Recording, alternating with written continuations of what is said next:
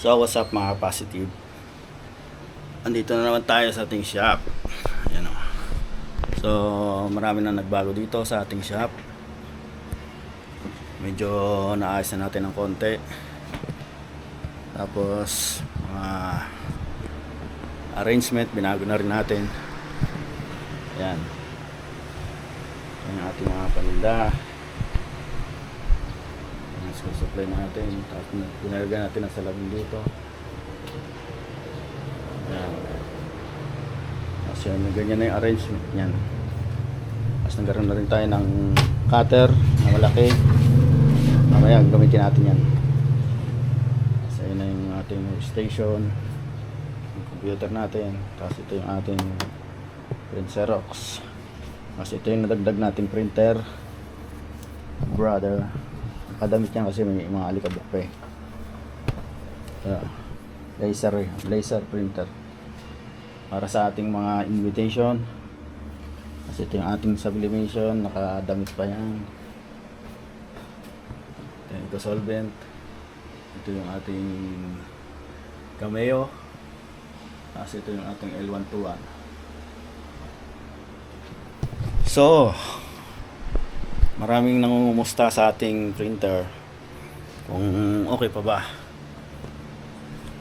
Yun ang video natin ngayon. Papakita natin kung okay pa talaga yung ating EcoSolvent printer. So ayan, okay pa siya. Check natin ink natin. So mababa na siya. Salinan muna natin ng ink. Yan o. Ito yung mas natin palabas. So salinan muna natin. Salinan muna tayo ng ink.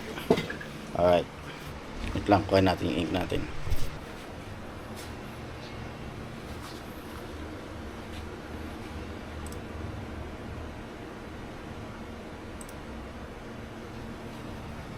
So ito yung ink natin.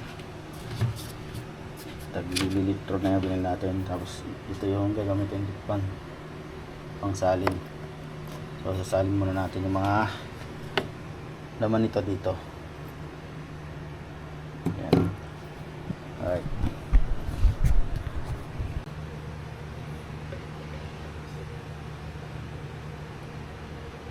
Mano-mano lang tayo magsalin. Wala tayong syringe. Up.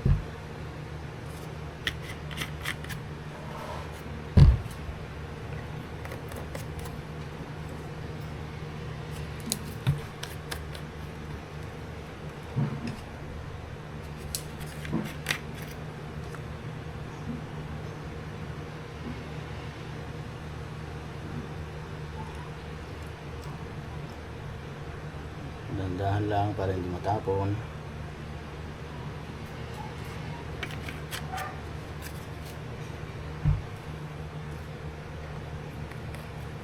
Makalat kasi pag matapon yan. Para hindi tayo magkalat.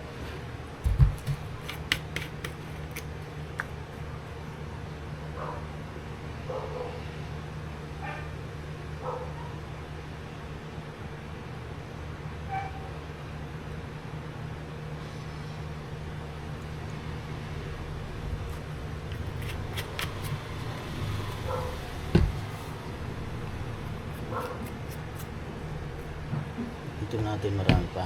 So, sasalin natin muna dito sa ating L1300. Yan. Palit tayo muna dyan. Maskip yung ating mga ano rito eh. Kasi dami na natin gamit.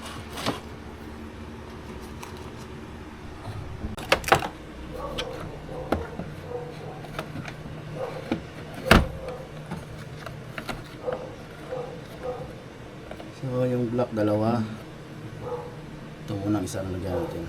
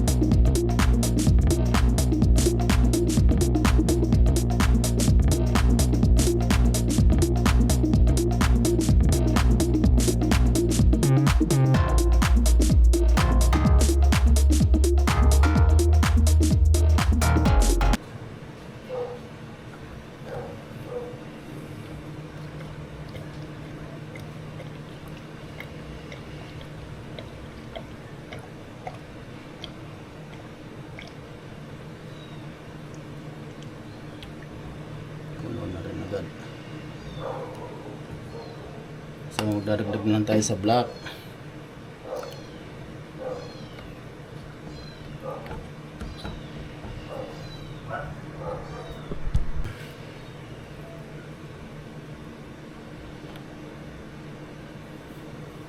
Ito yung block natin. Madumi sa kamay talaga yung ano, hawak ng ink. Konti na lang ito eh, mapuno na ito eh.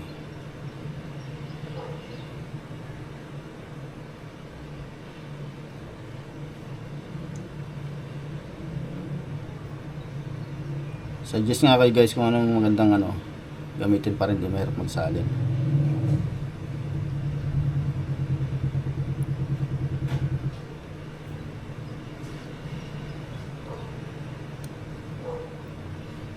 Yun, puno na.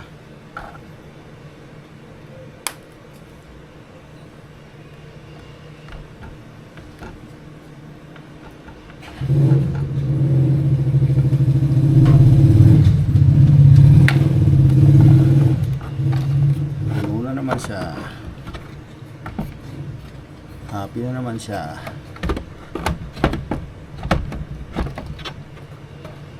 Yun.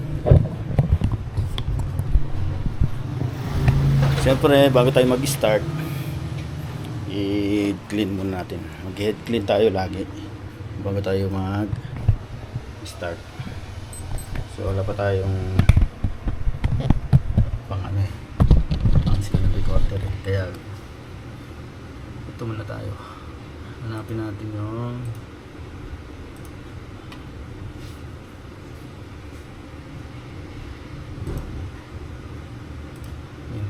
scanner. Nakauna ba? Saan nakauna? Itong Epson N30 series maintenance head clean.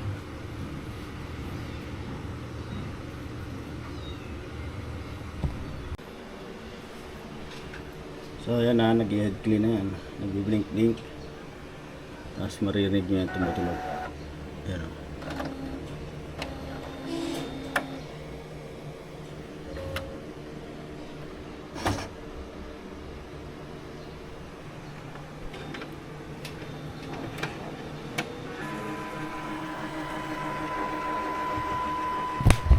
So antayin natin matapos, tapos mag-ano tayo, test print tayo yung nozzle check natin. Alright, wait lang. So hindi na nagbi-blink yung ilaw, tapos na siya mag head clean. Ayan. So nozzle check natin.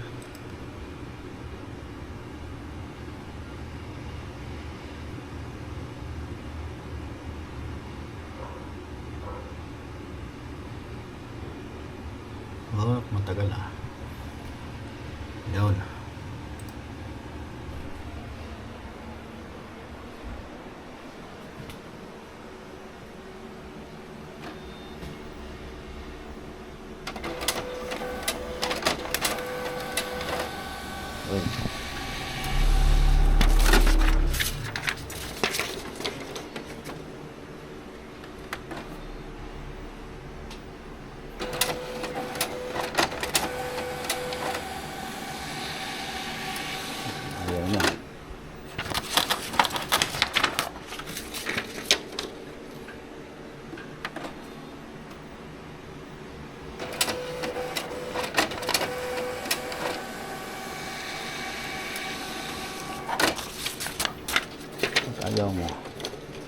Ayaw mo sa papel.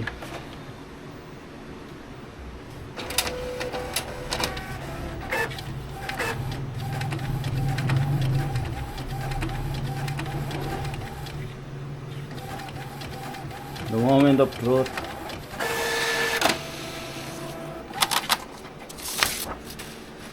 So ito yung nozzle check niya. Yun. Meron may mga tawag dito. Kung nakikita niya may mga kulang sa ganyang maguhit, may mga kulang na konti lang yan, pero hindi pa yung nakaka-apekto sa print out ng ating ginagawang sticker. So, okay na. Nagawa naman tayo ng layout na tayo ng sticker natin na gagawin. So, i-X natin yan.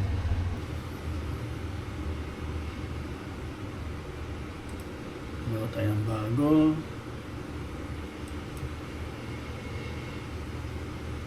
$12 tayo para malaki. Tapos 44.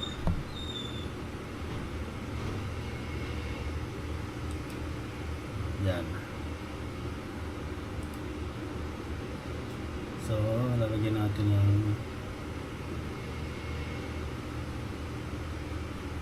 sticker yan. Pero gagawa tayong bago.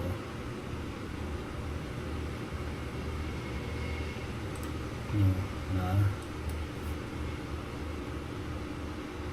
2.5.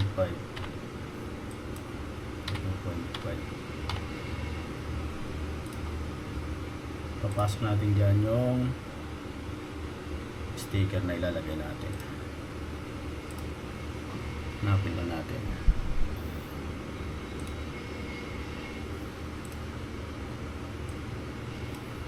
Ito yung logo natin. Yan. Laki lang natin dito.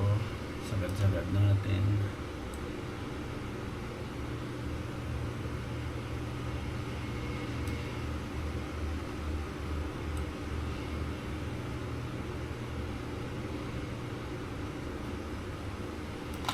Yan.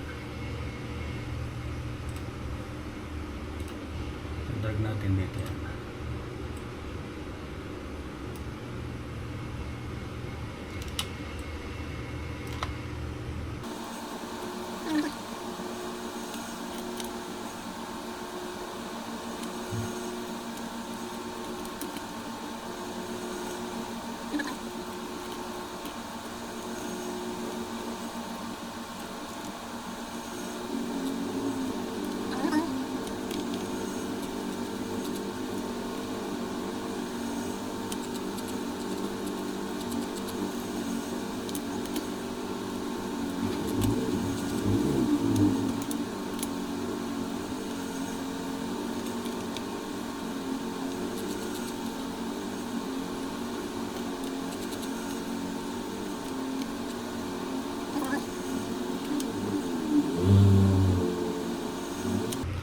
Yan.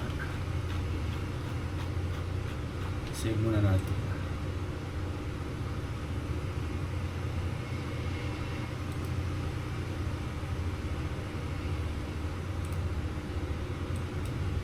I-click natin.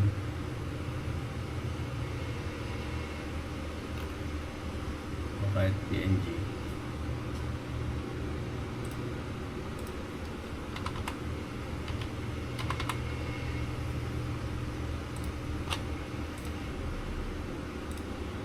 Tapos punta tayo sa ating Sign Master.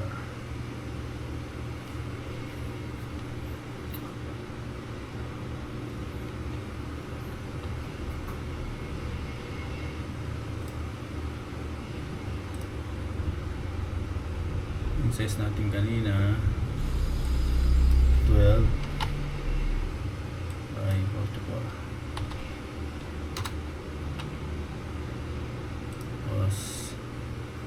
Open natin, hanapin natin yung ginawa natin kanina.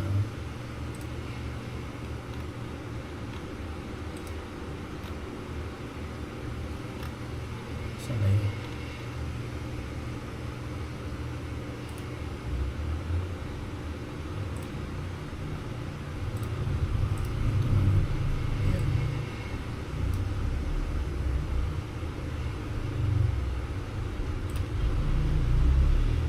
Yan.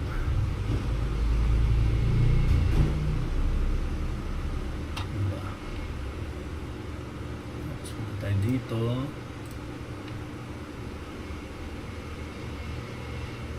Trace natin.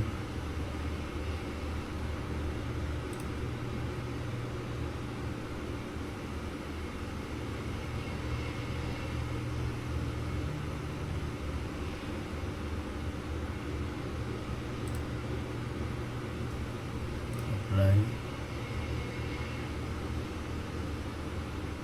So, dito ulit.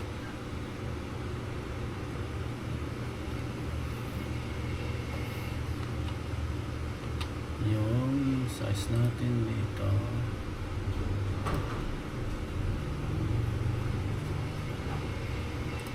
Custom natin dito. 12, 44 inch. Okay.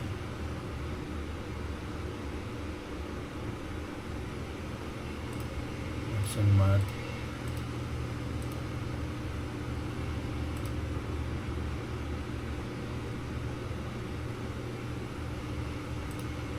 Height. Okay.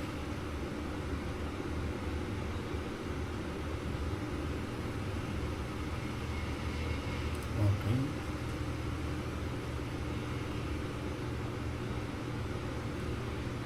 Tapos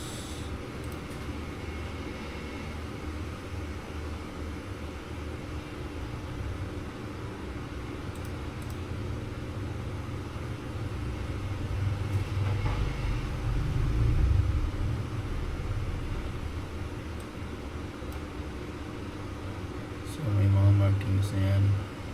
Pasok natin ng konti yung mga mark niya.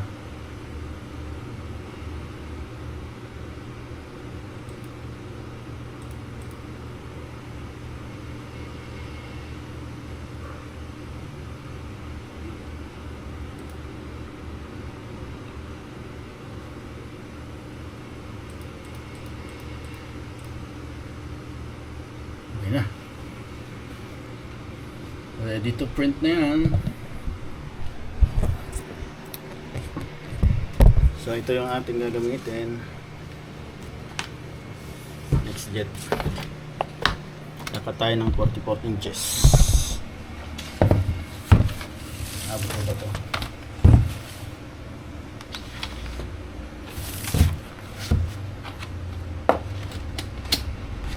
Itong mahiwagang panukat.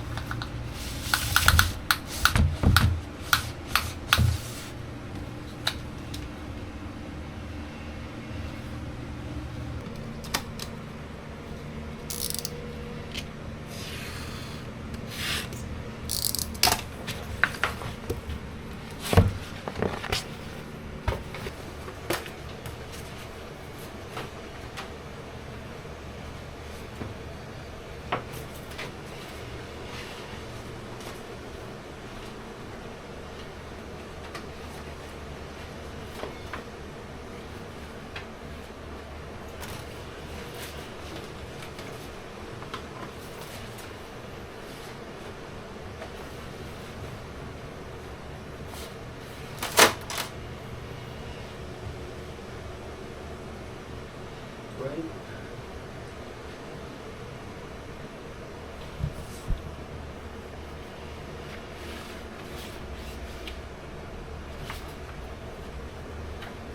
Lagayin natin baka hindi kainin maayos.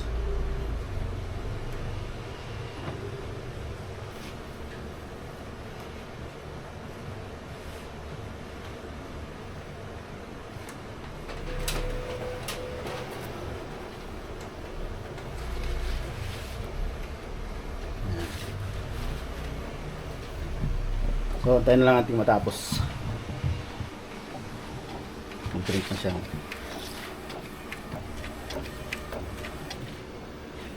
Medyo matagal-tagal yan, mahaba eh. Alright. So, pagtapos nating print yan, nandito na rin yung cut. Kakat natin yan mamaya. Tayo natin matapos. See you pagbalik natin. So yun o, printing.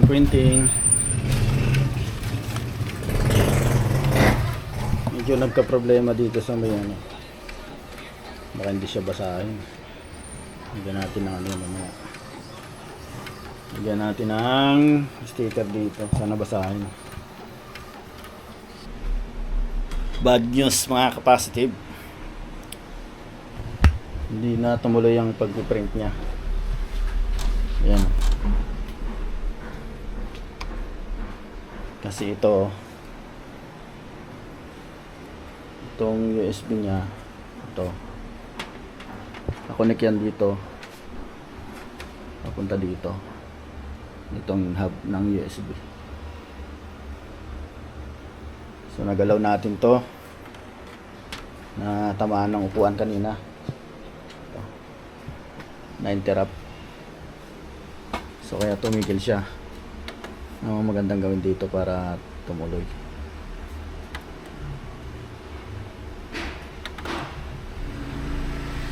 Tumigil eh.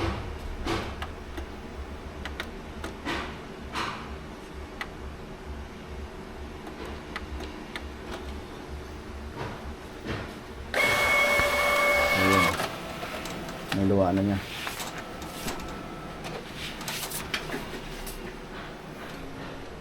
So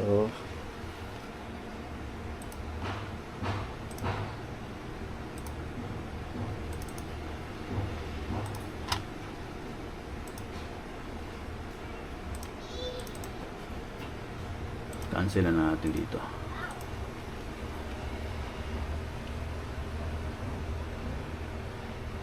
Yan. So kakat na lang natin to. Pero may isa pa tayong problema. Daming ink ng kita na lang natin ng ink yan, ng sticker. So yan, nakasalang na ang ating sticker na ginawa. Good. Ba't doon lumusot?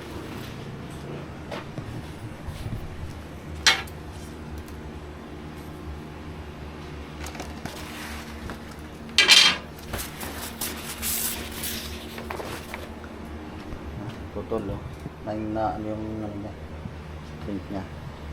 Pero yung print out natin, quality pa yan. Ayan. Hindi na natin lalagyan ng phototop yan. Kasi lang natin yan, sticker natin. So, cut na natin. Sana basahin.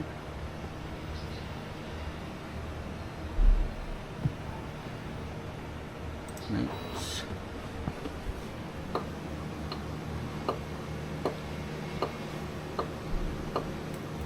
Ayaw basahin. Lipat natin ang pwesto.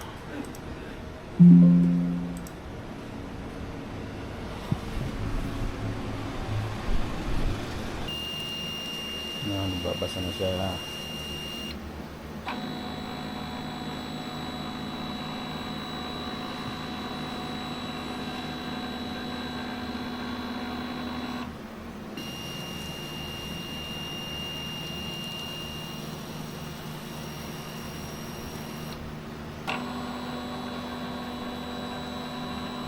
Ito binasa.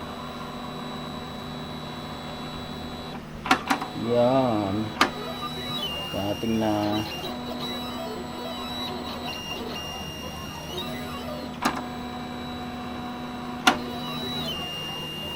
alright. So antayin natin natapos yan. So hindi yung doon lang marami pa sanang mapiprint yan.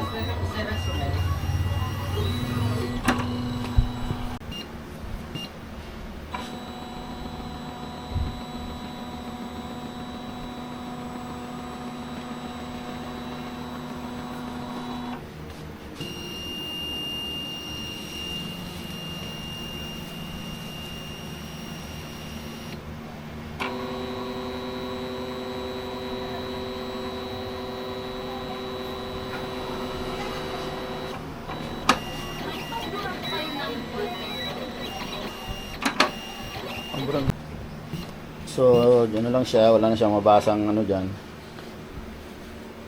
Ganito. Kaya, cancel na natin yan. Cancel na natin yan. Magsasayang lang siya ng oras. Ito rin.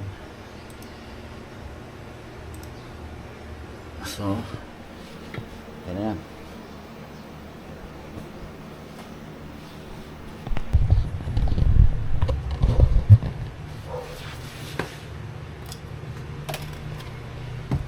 Kunin lang natin dito. Saan siya natapos.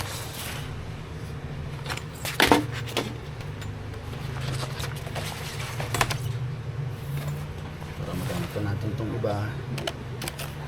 Sticker na iba.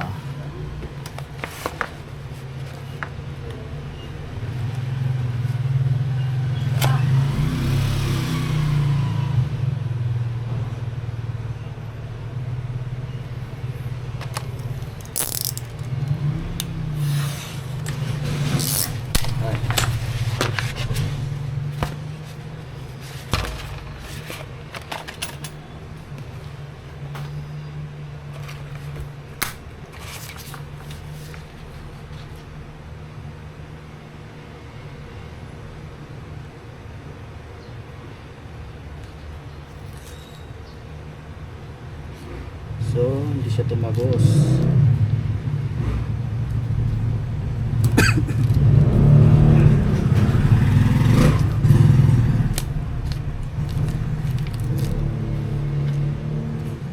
Hindi siya tumagos yung iba.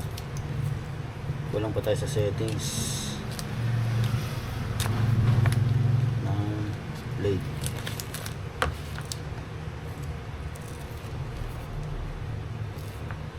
Oh, hindi bumaon yung iba. Right. So, yun.